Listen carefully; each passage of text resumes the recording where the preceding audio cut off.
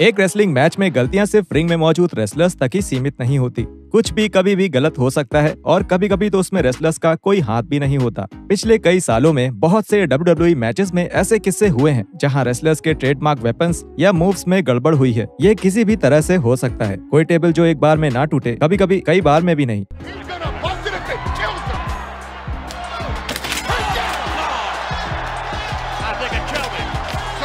या फिर production crew के द्वारा कोई गलत शीशा गलत जगह लगा देना। पर ऐसे मोमेंट्स हुए कब कब, तो चलिए देखते हैं ऐसे ही 10 WWE मोमेंट्स जिनमें कुछ वेपन्स ने ठीक से काम नहीं किया।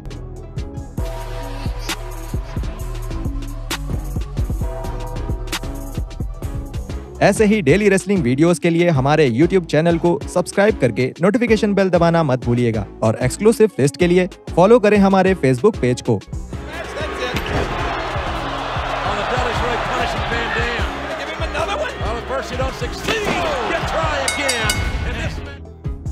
Number 1, Booker T can't break the table.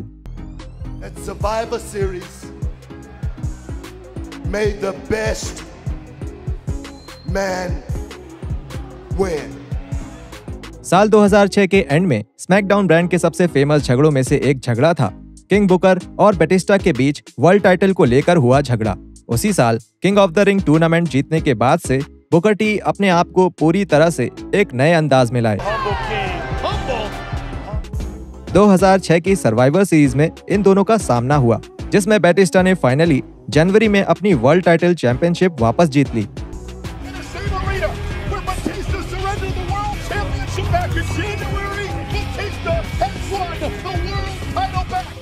पर उस मैच तक जाने के लिए WWE ने दोनों रेसलर्स के बीच स्मैकडाउन में एक कॉन्ट्रैक्ट साइन करवाया, जिसमें एक मजेदार टेबल स्पॉट देखने को मिला।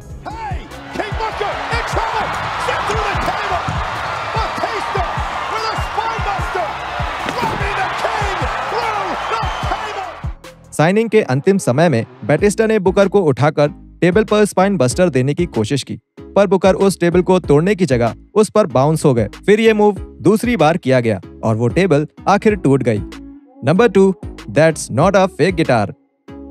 रेसलमेनिया 3 को बनाने के दौरान WWE ने फैसला किया कि वो अपने कैरियर में पहली बार अपने एक टॉप हील को एक बेबी फेस बनाएंगे और वो थे जेक द स्नेक रॉबर्ट्स।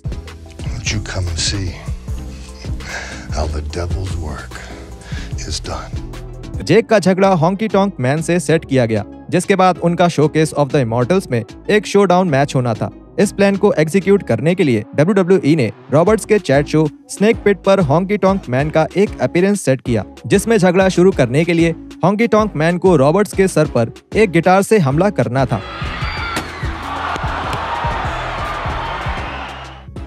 सैडली इस सीन के दौरान एक नकली गिटार का यूज ना करके एक असली गिटार का इस्तेमाल किया गया, जिसका मतलब ये था कि झगड़ा शुरू होने से पहले रॉबर्ट्स की गर्दन गंभीर रूप से घायल हो गई। Honky tonk, when you take a shot at a man like me, you better make that shot count, and you didn't. You see, I'm still walking. 2016 के इंटरव्यू में रॉबर्ट्स ने ये बताया कि उस अटैक के बाद उन्हें पेन किलर्स का एडिक्शन हो गया था। I started taking painkillers then because he obliterated 2 discs in my neck. The surgeon said that he'd had guys fall off 10-story buildings, and the disc had not done that. The disc actually exploded in my neck. उन्होंने ये माना कि उस हमले के बाद वो काफी परेशान रहे और दर्द से छुटकारा पाने के लिए पेन किलर्स का भारी इस्तेमाल करने लगे। उन्होंने ये भी ऐड किया कि उस गड़बड़ी के लिए वो हॉन्की टॉन्क मैन को दोषी नहीं मानते और इस बात को लेकर उन दोनों में कोई गिला शिकवा नहीं है। Number 3, that pesky announce table. 2007 new years revolution pay per view में रेटेड RKO और डीजेनरेशन X के बीच का मैच ट्रिपल एच के क्वाड्रिसेप्स पर लगे चोट की वजह से ज्यादा यादगार रहा।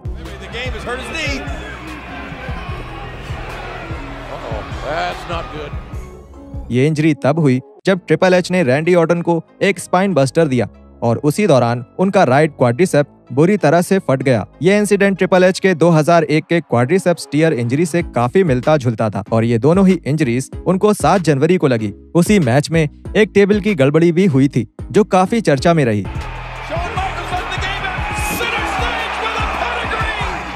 मैच के आखिरी पलों में ट्रिपल एच अनाउंस टेबल पर एच को एक पेडिग्री देने की कोशिश करते हैं। बदकिस्मती से वो टेबल टूटता नहीं है, पर एच टेबल पर बहुत बुरी तरह से लैंड करते हैं। इस पूरे इंसिडेंट को JR एक बहुत बढ़िया लाइन से कवर करते हैं।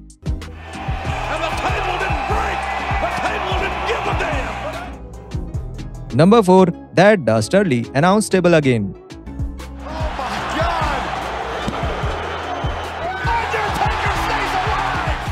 रेसलमेनिया 29 में CM पंक और अंडरटेकर का एक जबरदस्त मैच था। यकीनन उस पूरे कार्ड पर वही एक लौता देखने लायक ठीक ठाक मैच था, और यही वो मैच भी रहा जो CM पंक और WWE मैनेजमेंट के बीच की समस्याओं को सामने लाया।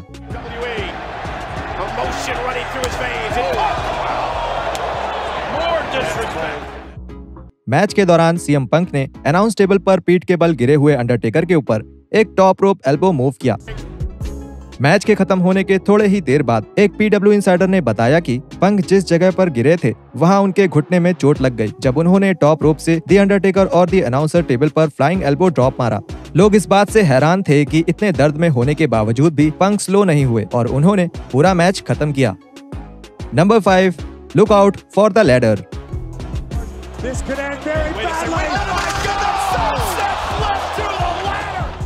2019 में मनी इन द बैंक में एक बेहतरीन men's money in the bank ladder match हुआ था, पर वो मैच एक खराब अंत की वजह से पूरी तरह बिगड़ गया, जिसकी वजह थी ब्रॉक लेसनर का उस मैच को जीतना, जो कि आखिरी मिनट तक उस मैच का हिस्सा भी नहीं थे।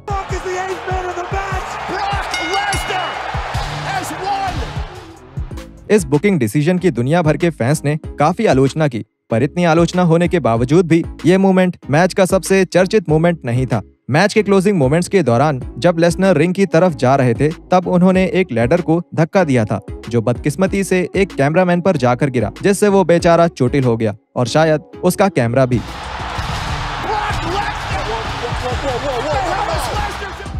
जाहिर है कि लेसनर ने ये जानबूझकर नहीं किया, ये बस रिंग में जाने और मैच में शामिल होने के जोश में हुई एक गलती थी जिससे ये इंजरी हुई।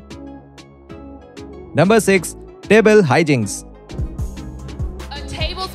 Doesn't say diva. It's a man's match. LayCool, Beth Phoenix और नटालिया के बीच 2010 में हुआ मैच काफी रोमांचक रहा।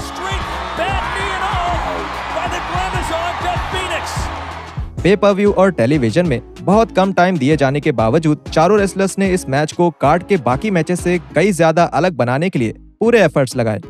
It's a testament to how far the Divas division has come that we are prepared to go extreme this Sunday. Someone is going through a table. इसका नतीजा रहा कि 2010 TLC पे पर व्यू टूर्नामेंट में WWE का पहला विमेंस टेबल्स मैच रखा गया। उस मैच को पूरे 10 मिनट का टाइम मिला, जो 2010 में एक विमेंस मैच के लिए अपने आप में ही एक बड़ा अचीवमेंट था, और ये सही भी रहा क्योंकि उस मैच में मौजूद चारों फीमेल रेसलर्स के हर मूव को फैंस ने बहुत पसंद किया।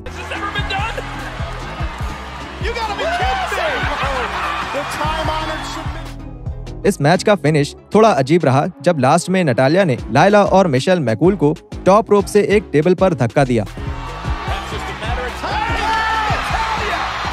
पर दुर्भाग्य से वो टेबल नहीं टूटी और नटालिया और मैकूल वहां पर गिरी रही। हालांकि नटालिया ने तेजी से काम लिया और तुरंत बाद ही दोनों रेसलर्स पर top rope splash move execute किया, जिससे वो टेबल फाइनली 2 टुकड़ों में टूट गया।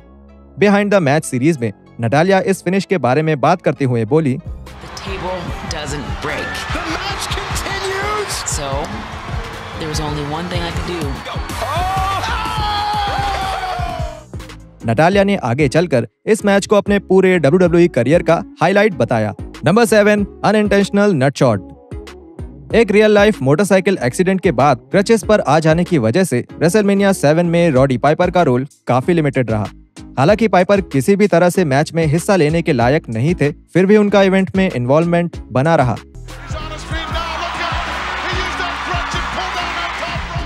पाइपर वर्जिल के कॉर्नर पर दिखाई दिए, जिन्होंने आखिरकार अपने बॉस टेडी डिबियासी के खिलाफ लड़ाई की थी, जिसकी वजह से इन दोनों के बीच में एक एपिक शोडाउन मैच भी रखा गया।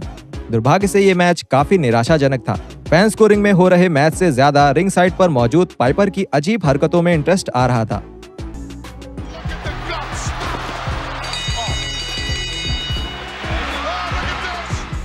7 मिनट के लंबे और बोरिंग मैच के बाद वर्जिल ने टेड डिबियासी को काउंट आउट से हरा दिया। लेकिन इस मैच से ज्यादा फैंस पर प्रभाव छोड़ा मैच के बाद हुए एक सीन ने, जब 2 रेफरीज पाइपर के क्रचेस छीनने की कोशिश कर रहे थे ताकि वो किसी को उनसे मार ना सके। इसी दौरान पाइपर ने अपना एक क्रच फेंका जो गलती से सीधे रेफरी डैनी डेविस के क्रॉच पर जा लगा।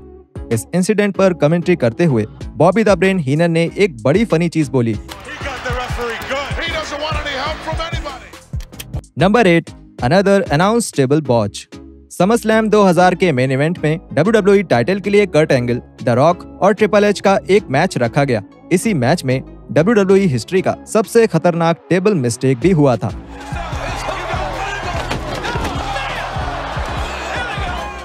मैच के शुरुआती दौर में ही ट्रिपल एच कर्ट एंगल को अनाउंस टेबल पर एक पेडिग्री देने की कोशिश करते हैं, पर इसी दौरान वो टेबल टूट जाता है, जिसकी वजह से कर्ट सीधे अपने मुंह के बल नीचे गिर जाते हैं और बेहोश हो जाते हैं। एक इंटरव्यू में इस मोमेंट की बात करते हुए एंगल बताते हैं, जब मैं उस टेबल से गिरा तो मुझे होश नहीं रहा। स्टेफनी मैकमैन मुझे वापस लेकर आई और जब हम रिंग में वापस आए तो मैंने पूछा अब मुझे क्या करना है। उसने कहा जब रॉक का पैर रोप पर हो तब उसको पकड़ लेना। इसलिए मैंने रॉक को पैर से पकड़ लिया और फिर स्टेफनी की ओर देखा।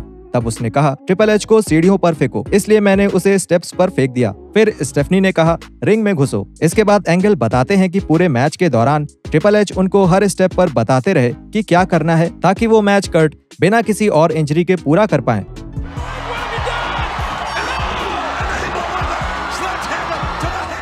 किसी तरह से तीनों रेसलर्स ने उन सिचुएशंस में भी एक अच्छा मैच सामने रखा, जो एक अचीवमेंट ही है। Number 9, the स्लेजहैमर।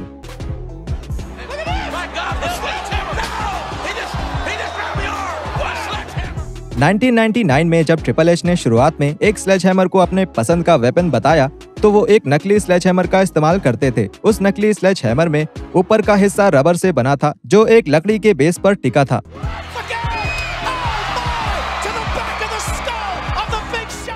जब भी ट्रिपल एच को कुछ भी तोड़ना होता था, जैसे कि एक कास्केट, तब उस नकली स्लेजहैमर को एक असली स्लेजहैमर से बदल दिया जाता था।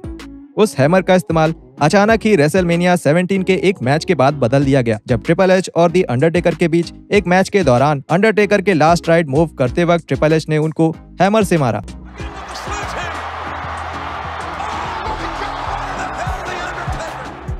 मगर इसी बीच वो हैमर टूट गया, जिसकी वजह से अंडरटेकर को एक खतरनाक कट लग गया। उसके बाद से ट्रिपल एच ने अपने हर मैच में एक असली स्लेजहैमर का ही इस्तेमाल शुरू कर दिया, जिसमें वो उसका ऊपरी हिस्सा कवर कर देते थे ताकि उनके ओपोनेंट्स को ज्यादा चोट ना आए।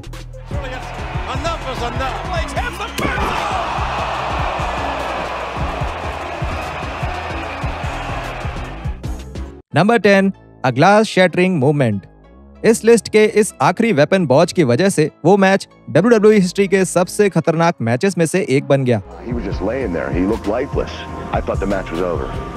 I thought there's nowhere else we can go. आप जब भी किसी भी वजह से एक रेसलर को किसी शीशे को तोड़ते हुए देखते हैं तो वो शीशा हमेशा एक शुगर ग्लास ही होता है, जिससे कोई भी डैमेज नहीं होता और ये इस्तेमाल करने के लिए भी बिल्कुल सेफ है।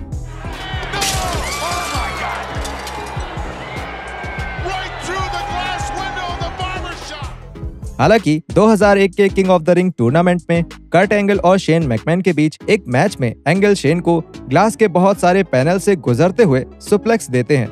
बस इस केस में ये ग्लास शुगर ग्लास नहीं था, असली प्लेक्सी ग्लास था।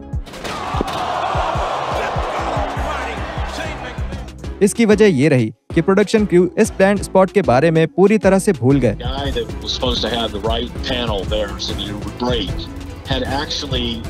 हुए और उनको 50 से भी ज्यादा स्टिचेस की जरूरत पड़ी।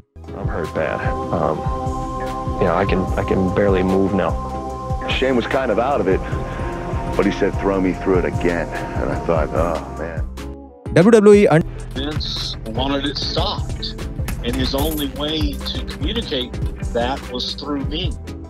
हमारे 10 वेपन बॉच मोमेंट्स वीडियो के नीचे कमेंट करके जरूर बताएं कि आपको वीडियो कैसा लगा। अगर आपने अभी तक चैनल सब्सक्राइब नहीं किया है तो कर दीजिए। एक्सक्लूसिव लिस्ट के लिए हमें इंस्टाग्राम और फेसबुक पर फॉलो करें। हम मिलते हैं आपको अगली बार कुछ और रेसलिंग कंटेंट के साथ।